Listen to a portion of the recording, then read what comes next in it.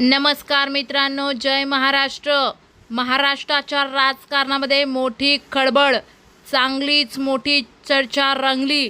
मुख्यमंत्र्यांचं शासकीय निवासस्थान असलेल्या वर्षा निवासस्थानी मुख्यमंत्री देवेंद्र फडणवीस यांची राष्ट्रवादी काँग्रेसचे ज्येष्ठ नेते सुनील तटकरे, प्रफुल्ल पटेल यांची बैठक। कोणती आहे महत्त्वाची बातमी बघूया। ही बैठक तर पार पडली, मात्र या भेटीवेळी शरद पवारांच्या राष्ट्रवादीचे नेते जयंत पाटील देखील उपस्थित होते। या भेटीनंतर राज्याच्या राजकारणात चर्चांना उधाण आलंय। दोन्ही विलिनीकरणाच्या चर्चा सुरू असताना या बैठकीत खलबत्त झाल्याची चर्चा रंगली आहे। असं असतानाच आता या भेटीनंतर दुसऱ्याच दिवशी रात्री राष्ट्रवादीचे खासदार पार्थ पवार हे फडणवीसांच्या भेटीला गेल्याची माहिती समोर आली आहे। या भेटीदरम्यान या दोन्ही नेत्यांमध्ये नेमकी काय चर्चा झाली याची माहितीही पुढे आली आहे। महाराष्ट्राच्या राजकारणामध्ये मंगळवारपासून ते गुरुवारपर्यंत तरी रात्रीच खेळ चालल्याचं म्हणण्यासारख्या राजकीय हालचाली सुरू झाल्या आहेत। या साऱ्या घडामोडींच्या केंद्रस्थानी आतापर्यंत 4 पक्ष, 3 बैठका, 3 बंगले आणि महत्त्वाचे नेते राहिले आहेत। मंगळवारपासून आजपर्यंत नेमकं काय काय घडलंय ते पाहूया। मंगळवारी झालेल्या भेटीदरम्यान सोमवारपासून सुरू होणाऱ्या संसदेच्या पावसाळी अधिवेशनामध्ये डिलिमिटेशन विधेयकाला शरद पवार गट पाठिंबा देणार आहे, त्यामुळे तुम्ही गैरसमज करून घेऊ नका, असं फडणवीसांनी या बैठकीत तटकरे आणि पटेल यांना सांगितलंय। यावेळी जयंत पाटील देखील उपस्थित होते। विशेष म्हणजे तटकरे आणि पटेल यांनी फडणवीसांची भेट घेतली। याबाबतची कल्पना पक्षाच्या राष्ट्रीय अध्यक्ष सुनेत्रा पवार यांना नव्हती असं सांगितलं जातंय। त्यामुळे पक्ष या दोन्ही नेत्यांवर नाराज झाल्याची माहिती समोर आल्याने वरिष्ठ नेत्यांमध्ये किती विसंवाद आहे हे पुन्हा एकदा दिसून आलंय।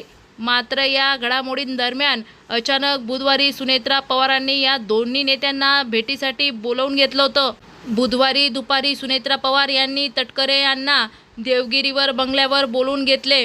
राष्ट्रवादीची तातडीची बैठक पार पाडली। यावेळी सुनेत्रा पवार, पार्थ पवार, सुनील तटकरे, छगन भुजबळ आणि अनिल पाटील उपस्थित होते। वर्षा बंगल्यावरील या बैठकीची माहिती पक्षाला का देण्यात आली नाही असा प्रश्न सुनेत्रा पवार यांनी विचारल्याने समजते।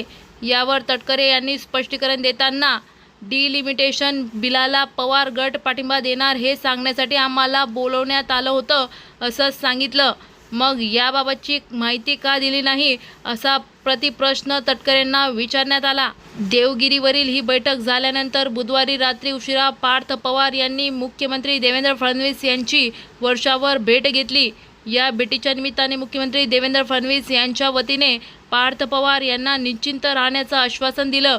यामुळे मुख्यमंत्र्यांसोबत कोणतीही बैठक असल्यास राष्ट्रवादी काँग्रेस पक्षाच्या राष्ट्रीय अध्यक्षा सुनेत्रा पवार यांना कळवलं जाईल आणि त्यांना प्रत्येक बाबीत लूपमध्ये ठेवलं जाईल असं आश्वासन देण्यात आलंय। राष्ट्रवादी विलिनीकरण आणि डिलिमिटेशन बिलाला राष्ट्रवादी पाठिंबा देणार ही चर्चा जोर धरू लागली असताना भेटीची सत्र कायम असल्याचं दिसत आहे।